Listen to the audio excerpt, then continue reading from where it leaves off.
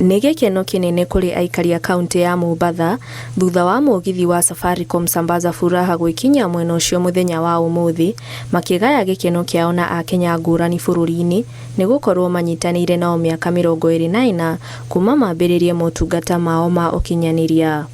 Bila shaka ni zamu ya wale mashabiki wetu wa Pwani ambao wametutegea sana, manake tumetembea Kenya nzima. Sasa ni mkondo wa mwisho, mkondo wa lala salama, mkondo wa kusambaza furaha na Safaricom, ushirikiano wa Safaricom pamoja na Royal Media. Sisi tunashukuru, manake najua kwamba Safaricom wamekuja kuwashukuru wale ambao ni wateja wao, na sisi kama Royal Media tunakuja pia vile vile kushukuru wale ambao ni mashabiki wetu na kuhakikishia kwamba bado ubora wa vipindi, iwe ni runinga iwe ni radio, ni ule. Tukianza mwaka mpya watarajia makubwa. Muthenya wa rũciũ mũgithi ũyũ nĩ ũgũcoka ũtuĩkanie matũũra-inĩ ma Likoni, Mtongwe, Kwale, Kombani na Msambweni, aikari makĩgĩa na kanya ga kwaranĩria na gũcanjamũrwo nĩ atangathi na aini arĩa mendete kuma sesheni cia Bahari FM na Radio Citizen arĩa mekinyĩtie mwago-inĩ ũcio. Kama tulivyosema, hayawi huwa, na bila shaka tumesema kwamba tumefika hapa Pwani. Tulikuwa tumewaahidi mashabiki wetu kwamba tutakuwa hapa, lakini kwa hivi sasa tumeweza kuwasili, na ni kwamba ndo mkoko unalika maua. Wale ambao walikuwa natusubiri wakisema jamani, tunaona